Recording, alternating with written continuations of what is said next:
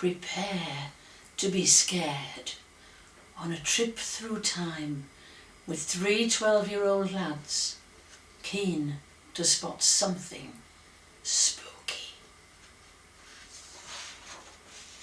A haunting Halloween tale. The boys stop in front of the huge rectory gates. "Allow me, gentlemen," says Gerald, opening a little snicket gate on the left. "Welcome to my home." Holding the gate in his left hand, he makes a swooping gesture with the right, inviting the boys to step through. Cedric's mouth falls open. Gazing at the elegant building beyond the gates, he can hardly breathe, let alone speak. At last he whispers, "Do you really live here, Gerald?" "I do indeed, Cedric, just as long as my father is rector." With a kindly smile at his new friend, he goes on. "One could say it goes with the job, like a farm worker's tied cottage." "Not like any cottage I've ever seen, mate," says Adam. "More like a stately home." Warming to the main subject of his interest, he goes on. "Has its own ghost as well, the pickled parson. Everybody knows that story round here. Goes back donkey's years. Have you seen him, Gerald, up in the attics?" "The servants' quarters," Gerald replies. "Of course not. We're not allowed up there in any case." Not wanting to spoil the fun, he goes on. "I have heard the story, though." "See, Cedric," says Adam, "in the old days, well, after your time I should think, but anyway, a long time ago," growing impatient with Adam's humming and hawing, Gerald butts in. "The villagers had to pay a tithe, Cedric." Gerald carries on with the story. "The rector got 1/10 of everything they'd grown that year." "That don't seem fair," says Cedric. "My father would have something to say about giving up any of his sheep. That's why I have to keep a close eye on him. Don't want to lose any, never mind giving them away. Couldn't the rector offer to buy them from him?" "I'm afraid it didn't work like that, Cedric," smiles Gerald, "even though the rector was very rich indeed and could easily have paid the villagers." "Anyway, Cedric," Adam continues, "this particular rector, it may have been John Gamage," adds Gerald, "rector of Sedgefield 1728 to 1747. "Aye, whatever," says Adam. "Well, he hadn't been too well, and it turns out just before the tithes are due, he snuffs it." Seeing both boys looking puzzled, he goes on, enjoying keeping them guessing. "You know, pops his clogs, kicks the bucket." "I think he's trying to tell us the rector died," smiles Gerald. "I rather like those phrases, Adam, very colourful." Just as the boys are becoming engrossed in the story, the laundry door opens. Out waddles a large lady as broad as she's tall, wearing a white cap and a long apron over her grey skirt. She carries a bundle of clean table linen, starched and pressed, ready for use in the house. "Good morning, cook," says Gerald, his two companions grinning either side of him, perfectly certain they can't be seen. "Good morning, Master Gerald." Puffing and panting, she clasps the linen close to her ample chest. "I hope you've no been pestering my girls again." Gasping for breath, she bustles hastily towards the kitchen door. "I've told you afore, young man, no use hanging around waiting on titbits. Anyway, should you no be at your studies by now?" Not waiting for an answer, she clangs the door shut behind her. "Seems a bit of a dragon," says Adam. Gerald smiles. "A Scottish dragon at that. Rules the roost in the kitchen. Mother says she's a treasure, couldn't do without her." Adam grins, hanging an arm round Cedric's shoulder. "The main thing is, mate, she didn't spot you and me. Proves the old magic's still working." "I wish I could be invisible occasionally," says Gerald wistfully, "especially at lesson time. I can think of many places I'd rather be than in the schoolroom." Adam's eyes light up as another bright idea creeps into his head. "Like the spooky attics?" he asks. "You never know, we might see the pickled parson up there." Fumbling in his pocket, he whips out the magic mobile. "This little fella could be the answer to your prayers. We just need to key in a number, don't we?" said. "How about that funny looking one above the door?" All three lads look up at the Roman numerals marking the date when the rectory was built. "I can't make head or tail of that, Gerald. Can you shout it out for us?" With Adam and Cedric on either side of him, each firmly holding a hand, Gerald nods, takes a deep breath and carefully calls out the numbers above the door. 1, 7, 9, 3. Holding the mobile in his one free hand, Adam keys in the 4 all-important digits. After the final tap, Gerald breathes again. "Whew, what now? I don't actually feel invisible. Can you still see me?" "Of course," Cedric tells him, expert now in the ways of the magic mobile. "We're always visible to each other, and to new friends like you that we make on our travels." "The question is," adds Adam, "can other people see you?" "Like my father, you mean?" "Tell you what," says Adam, "instead of blathering, why don't we go in through the front door? Chances are nobody'll spot me and Cedric, and if they can still see you, well, what's the worst that can happen?" "I'll be in trouble for being late for lessons," Gerald smiles. "I'm used to that." Agreed that it's worth the risk, Gerald slowly turns the large handle and gently pushes open the front door of the rectory. The other 2 lads follow him into the impressive entrance hall. "Oh, bless me, Miss Dulcibella, I think we've a ghost." The soft Irish accent belongs to a little woman with dark brown curls and a pretty smile. Her plain black dress with a neat white collar and cuffs reaches to the ground. "Look it, the door's come open all on its own. There's clever of it." A little girl giggles, her blonde ringlets bouncing gently as she helps to close the heavy front door. "Now, my dear, we best get you to your desk, afore we're both in hot water, so." The kindly young woman and her little charge walk hand in hand towards another brown door, softly closing it behind them. The lads stand gawping in silence for a moment before Gerald whispers, "Well, at least Miss Jane thinks there's a ghost about." "Didn't see you, did she?" grins Adam. "Is that your teacher?" "One of them," explains Gerald. "We have 2 governesses, the sisters Bullock. Miss Jane is sweet and kind, but her older sister Isabella is a holy terror. Come over from Ireland to torment young boys like me." "And that's a schoolroom, is it?" asks Cedric, his voice low. Before Gerald has time to answer, the door flies open again.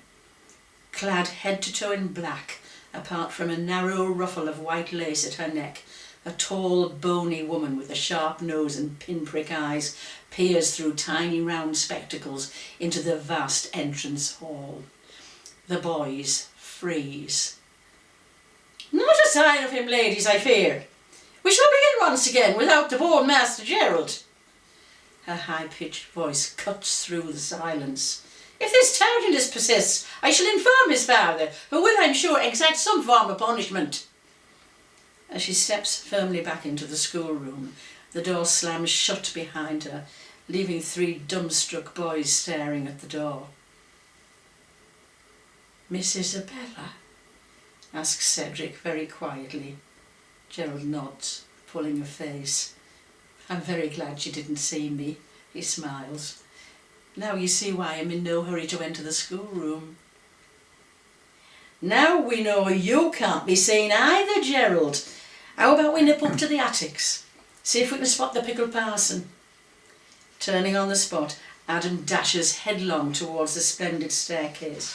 Placing one hand on the beautiful curved end of the sloping banister, he stands on the bottom step, looking back at the other 2 boys. "Perhaps the back stairs would be a better idea," suggests Gerald quietly.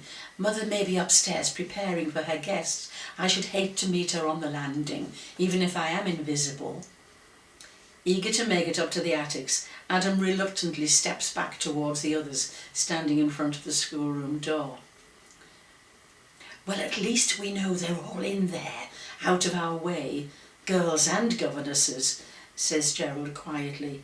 And father will be in his library, he whispers, pointing to the door next to the schoolroom, preparing his sermon for Sunday.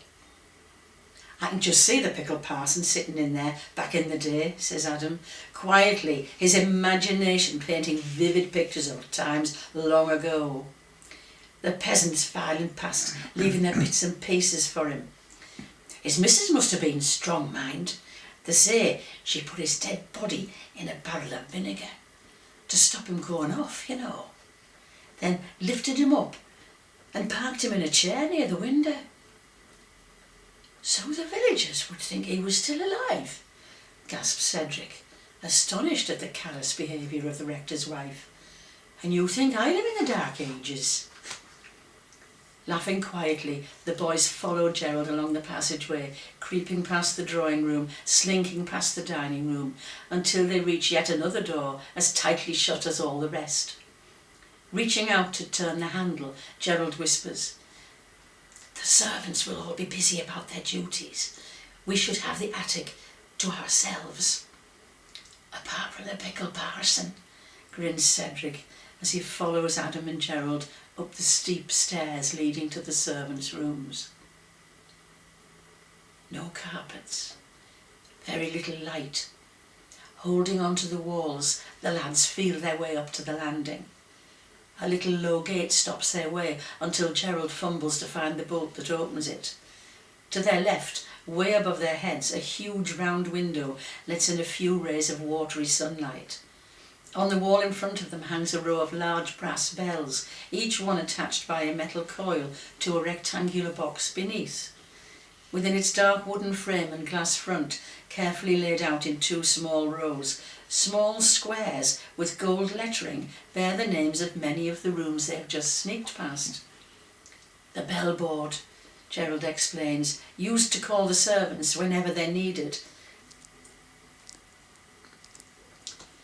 "Could do with a torch," says Adam. "Guess what?" With the click of a button, the mobile phone provides a blue beam, just enough to see a few feet ahead of them. Low down on their right, they spot some metal plates, writing scrawled above them. "Dining room, kitchen, bathroom," Adam reads out, bending to make out the words in the beam of his torchlight. "Chimneys, I think," explains Gerald, "so the sweep knows which is which for cleaning." He reaches out, trying the handle of the first door on their left. No luck. Locked. "Don't suppose you've got a set of keys on you, Gerald," says Adam. "Never worry," he goes on, his thumbs already dancing across the keys of the magic mobile. "Open sesame," Cedric whispers, hoping that their trusty device will not let them down.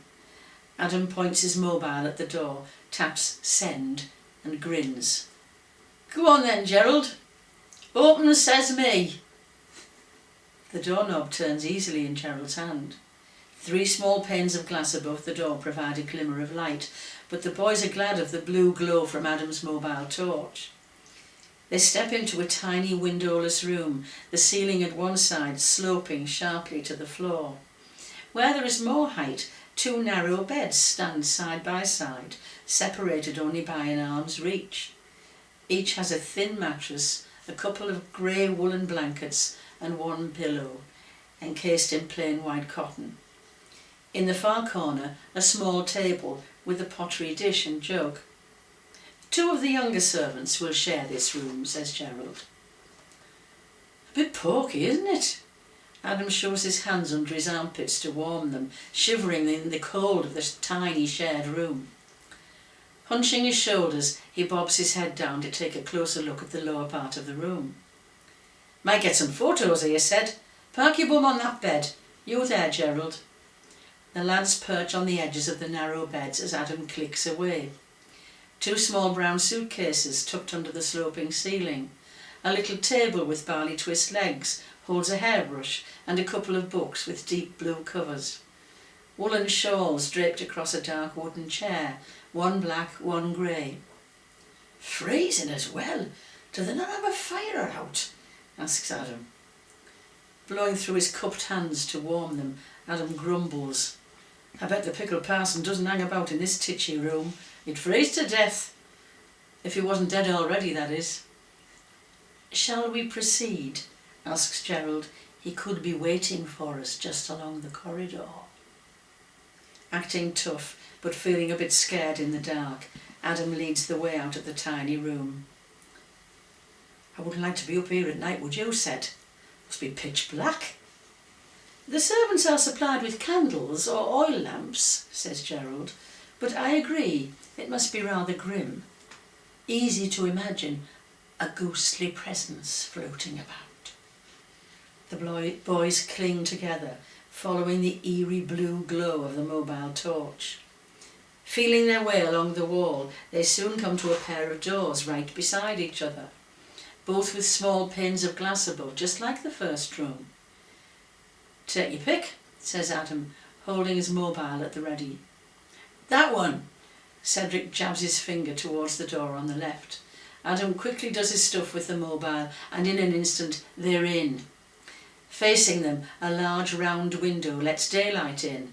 Thank goodness for that, says Adam, switching off the blue torch. Maybe brighter, but this room is even smaller than the first, the huge window sliced in two by a plain white wall. The sharp roofline cuts into the space, leaving room for just one narrow bed, placed against the wall, in line with the corridor outside. Little else to see, apart from a low table tucked under the eaves, holding the usual jug and dish for a cold water wash. A quick click of the mobile camera before Gerald says, "Shall we move on, gentlemen?" The boys don't linger, all three beginning to feel the cold of the attic creeping into their bones. Stepping back into the gloom of the corridor, Adam clicks on the blue light of the mobile. At once they spot another door opposite, easily opened thanks to the mobile key. Another windowless room, the dark pierced only by the blue beam of the mobile. Adam creeps in, ahead of the others, flopping down in a squashy armchair next to a large fireplace. "A bit warmer in here when that's lit, I bet," he says, making himself comfortable. Above the fireplace, a mantelpiece holds a few simple ornaments, a green pottery vase, and a pair of wooden candlesticks. Against the wall, a small but cosy bed, fancy wrought ironwork at the head and foot. To one side, a small brown cupboard with the customary water jug and dish for washing. Next to it, a small brass oil lamp with a glass chimney. "A bit posher than the others, eh, Cedric?" says Adam. "Who lives here then, Gerald? Cook or somebody?" "Certainly one of the senior staff," says Gerald, taking a closer look at the rest of the room. "Remember, this is my first attic visit too." "No sign of the pickled parson yet," says Cedric, opening the door slightly. Adam joins him, pointing the hazy blue light of the torch along the dark corridor. The three lads stick close together, arriving in no time at all at yet another door. In an instant, the magic mobile lets them in. As the door falls open, another huge round window stares at them. Shafts of sunlight stream in. "Biggest of the lot!" shouts Adam, rushing into the room, clicking away at once with the mobile camera. A matching pair of single beds, each with a framework of shiny brass poles at the head and foot, soft mattresses and pillows, ample bedding topped by thick counterpanes. Between the beds, a wooden chest of drawers, the wrought iron handles a delicate lacy design. On top, a small Bible, its gold-edged pages bound in black. Beside it, a large oil lamp, its brass base topped by a round glass dome. In one corner, a small wardrobe. Alongside, a tall, thin mirror, tipped back inside a wooden frame, its glass specked with dots of grey. Near the door, a wooden washstand with sturdy carved legs, a decorative border of dark green tiles across the back. A large pottery dish, floral patterned, sits in a hole cut out for the purpose. Beneath, a matching water jug. "This is a bit more like, Gerald," says Adam, still clicking away. "Could be for the teachers," he guesses, spotting a large bookcase under the window. Cedric ventures further into the L-shaped room. Turning to the right of the big round window, he finds a fireplace and mantelpiece. "Just like in Cook's room," he says, bagging one of the two matching wooden chairs either side of the fire. "Pity it's not lit," says Adam, taking the other seat. Upright but quite comfortable, the two chairs are covered in thick dark red material, decorative swirls cut in to make a pattern. Nearby, a round table holds a china teapot with two matching cups and saucers. "I can picture our teachers in here, taking tea," says Gerald, though I don't care to imagine Miss Isabella in her nightcap and curl papers. All three lads laugh at the idea of the dragonish governess preparing for bed. "Shh!" says Cedric sharply, jumping up from the chair. "Do you hear that?" The squeak of a floorboard, the rattle of a door handle, the swish of a long robe. "It's him," whispers Adam. "The pickled parson. Didn't I tell you?" Not sure whether to feel thrilled or terrified, the boys leap from their seats and duck down behind a large travelling trunk. Tucked into a corner, odd bits of furniture and rugs piled around, it provides the perfect hideaway. Huddled together, barely breathing, they wait in silence for the phantom to appear. The door creaks open. The boys draw their heads in slightly, like three tortoises in a pet shop window. A dark figure, its head bowed under a long hooded cloak, floats into the room. The boys gulp in disbelief, but don't speak a word. Holding aloft a small oil lamp, the vision moves towards the large round window, reaching out a bony hand. "There you are, so!" it murmurs, extracting a thick volume from a central shelf of the bookcase. "Now we may proceed." Turning swiftly around, the vision disappears through the door, vanishing as quickly as it had arrived, leaving behind a faint aroma of embrocation. The boys don't move for a moment, frozen to the spot against the wall. Finally, Adam breaks the silence in a breathless rush. "Told you, didn't I? The pickled parson! Never thought I'd see him. Brilliant. Can't wait to tell the lads at school." The tight little group breaks out of its huddle against the chilly wall, Cedric grinning along with Adam in his excitement. Gerald, though, is less convinced. "I was under the impression that ghosts don't open doors, Adam. They just float through." "They can do that, yeah?" says Adam, not wanting to give in to Gerald's common sense. "I don't want to disappoint you, gentlemen, but that vision was neither pickled nor a parson." Both Adam and Cedric look crestfallen as Gerald continues. "I'm perfectly certain it was Miss Isabella collecting one of the many dusty old books she uses to bore us to death." Not willing to give in quite so easily, Adam insists, "Well, she wasn't wearing a big long cloak when we saw her downstairs, was she?" Cedric shrugs and shakes his head, not sure what to believe anymore. "She brings it down to the schoolroom every day," explains Gerald. "Hangs it up on a hook like a great black crow. Traditional Galway wool, she says. You can't beat it for keeping out the cold so." His version of Miss Isabella's Irish accent has them all laughing, the spooky spell broken at last. "Still pretty scary though, eh lads?" says Adam, raising his arms, his fingers fluttering in feeble pretence of a ghost. "Not the pickled parson. The gruesome governess."